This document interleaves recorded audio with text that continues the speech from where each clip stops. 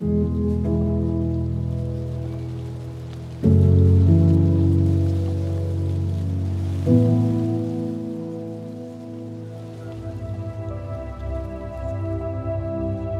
m'appelle Isabelle Bourza et je suis peintre.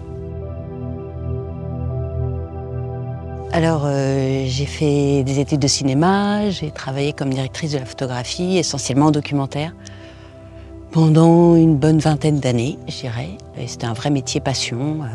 J'ai adoré ce métier, j'ai beaucoup voyagé.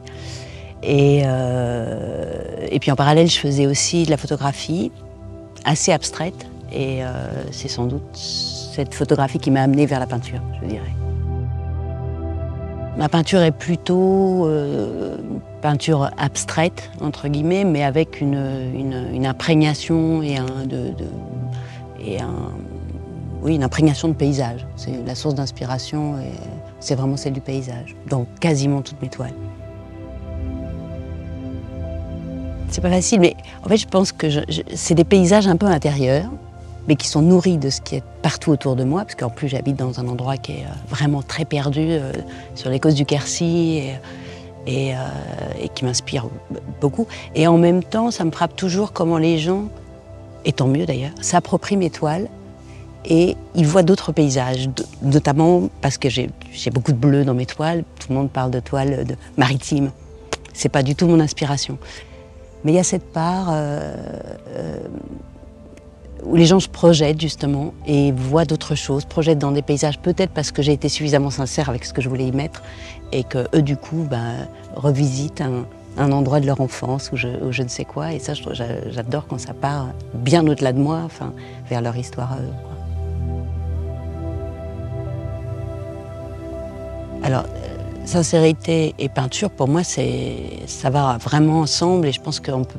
Enfin, c'est ce que j'ai découvert, ça fait un peu plus d'une dizaine d'années que je peins maintenant, et c'est ce qui m'a beaucoup d'ailleurs fait plonger dans la peinture, c'est que pour moi la peinture ne marche, enfin, il se passe quelque chose que si on est profondément sincère, complètement à 300 000% avec la toile, avec ce qu'on y met, avec ce qu'on ressent, avec tout ça. Sinon, on peut faire un truc sympa, ça peut être joli, ça peut être je sais pas quoi, mais c'est pas... Enfin, pour moi, voilà, la toile, elle tient pas dans son histoire, elle tiendra pas, je pense. C'est ne pas tricher avec ses propres sentiments, aller chercher là où ça fait peut-être un peu mal, ou très mal. Les gens parlent souvent, quand ils voient mes toiles, d'une sorte de sérénité. Je leur dis parfois que peut-être ça finit comme ça, mais ça n'a pas commencé comme ça. Elles sont chargées des fois de plein d'émotions. J'ai tous mes morts qui sont dans mes toiles, ça me fait penser à une phrase d'Agnès Varda que j'aime beaucoup, qui dit aussi si on ouvrait les gens, on trouverait des paysages. Et cette phrase m'a toujours beaucoup parlé, et je pense elle me parle aussi par rapport à mon travail de peinture, beaucoup.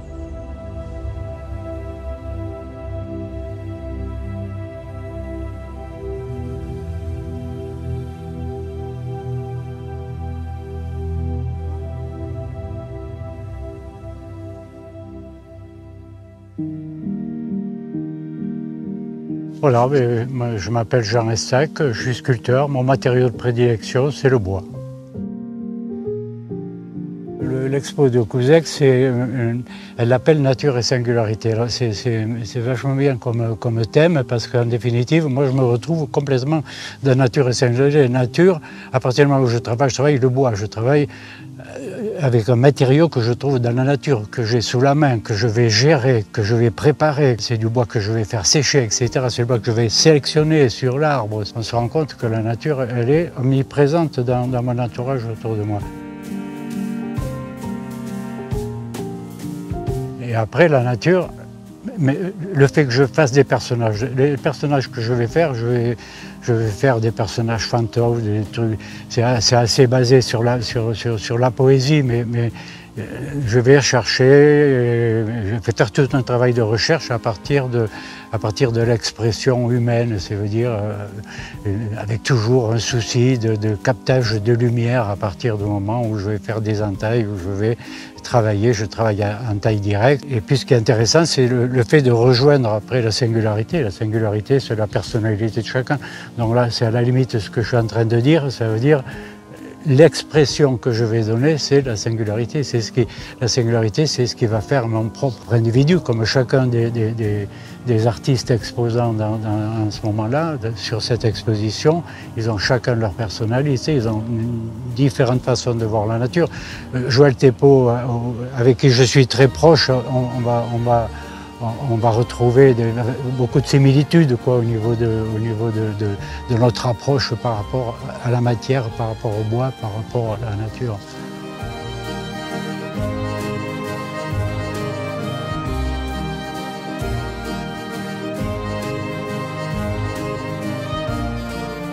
La liberté dans les premières créations d'un enfant, dans les trucs, alors j'ai peut-être gardé ça, cette façon de travailler, si vous voulez, sans aller chercher très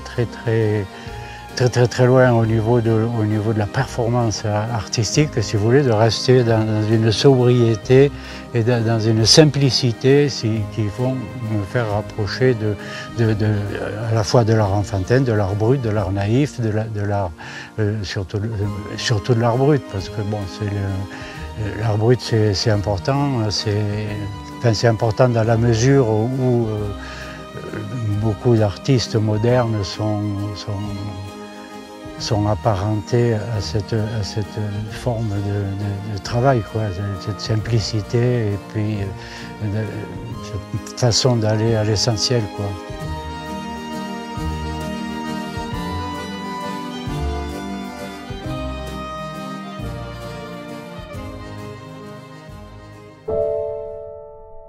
Je m'appelle Patricia Labache, je suis artiste peintre et dessinatrice.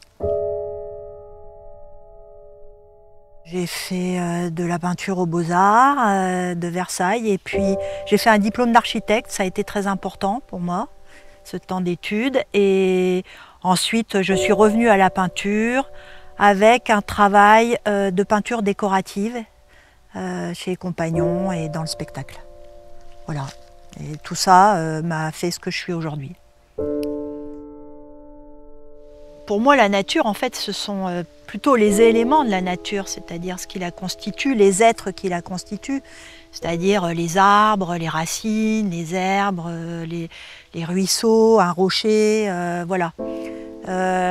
Et en fait, ça trouve son histoire dans mon enfance, c'est-à-dire j'étais un peu solitaire et je trouvais dans la compagnie de ces êtres-là une forme de réconfort.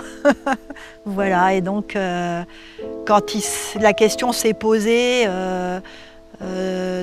d'avoir un sujet de travail, quand la question s'est posée aux Beaux-Arts, quand on a commencé à devoir travailler son propre sujet, eh bien c'est ça qui est venu de manière naturelle.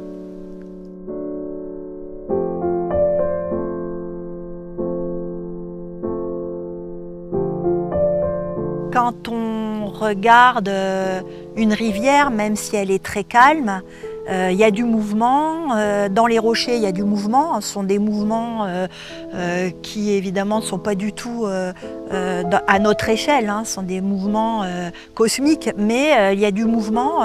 La vie sourd en permanence dans la nature. Quand on regarde un arbre, il y a une puissance de mouvement énorme, en fait. Et c'est ça aussi que j'essaye de traduire.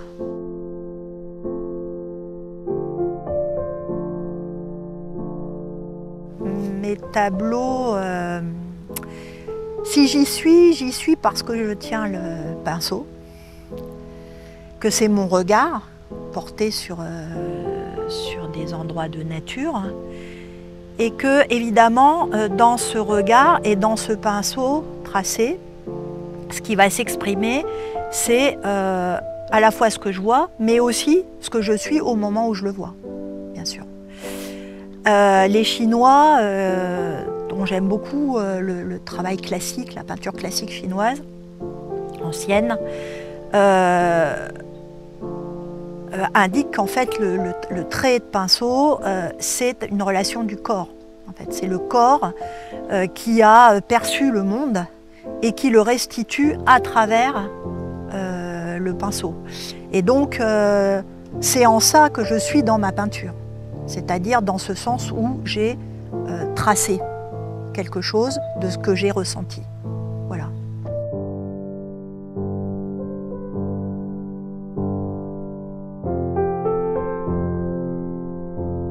J'aimerais citer un petit texte, un petit poème de Guy Vic dans Terraqué, un texte que j'aime beaucoup, qui dit si tu vois qu'une pierre te sourit, iras-tu le dire? Voilà. Je pense que ça résume mon travail.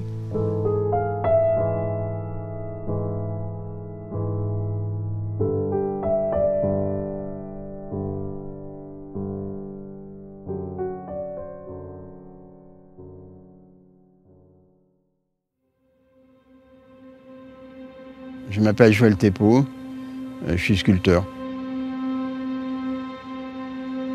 Le moment où la vibration, l'émotion est la plus forte, c'est au moment où j'ai l'idée. Après, les premières sculptures, il y a une émotion énorme, il y a une espèce de joie de voir comment on transforme la matière. Mais c'est l'idée qui est le moment le plus. D'un seul coup, l'idée arrive, il y a un flash, il y a l'émotion est là, et puis et après quand je vais la réaliser, j'ai pas besoin de faire de dessin, j'ai très peu de dessins, de plans, mais j'ai l'idée dans la tête et l'idée que j'ai dans la tête suffit pour aller réaliser l'œuvre après. Mon parcours artistique, et en fait, c'est des initiations. On ne sait pas qu'on peut être initié par des gens simples qui apprennent des choses quand on est tout jeune. Comme moi, il y a des paysans qui m'ont appris plein de choses. Juste à couper un bâton, à aller dans la forêt chercher les matériaux. On allait toujours dans la forêt ou au bord de la rivière. Mais déjà, la société se modernisait. Donc, en même temps qu'on allait dans la forêt chercher du bois, on allait aux ordures chercher ce que les gens jetaient. Donc, tout de suite, ça m'a un peu beaucoup mis sur les rails, sur mon destin d'artiste.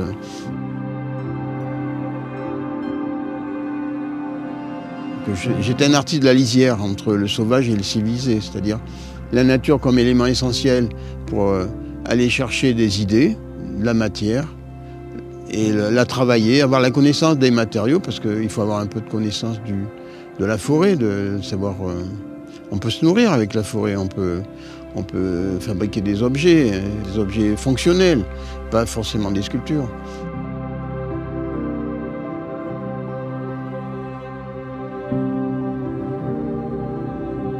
Dans certaines œuvres, on peut dire que c'est des autoportraits, comme dans la peinture, comme dans la photographie. Donc, dans l'exposition à Couzex, il y a des sculptures, on peut dire que c'est des autoportraits. Il y en a au moins 3. Il y a les singes, prisonniers du bois, et puis il y a Pinocchio, là, qui est ressorti de mes souvenirs. C'est mon plus vieux souvenir d'enfance. Et donc, je me suis mis à sculpter un Pinocchio. J'ai conscience qu'il faut une énergie pour créer une œuvre ou pour fabriquer quelque chose ou pour le mettre en scène. Et s'il n'y a pas une énergie de base, les matériaux, les objets, les outils, ils attendent. Et souvent, on travaille en amont, c'est une idée qui arrive. Souvent, on ne sait pas d'où elle vient, mais c'est par rapport à ces objets que j'ai vus dans les ordures, ces formes d'arbres que j'ai vues dans la forêt, ces variétés de bois, ces paysages que je traverse. Ça peut être une rivière. J'ai beaucoup arpenté les rivières, j'adore les rivières. Donc la rivière, c'est l'eau, le bois usé, le bois flotté, les galets, les cailloux. Donc tout ça, c'est une source d'inspiration énorme.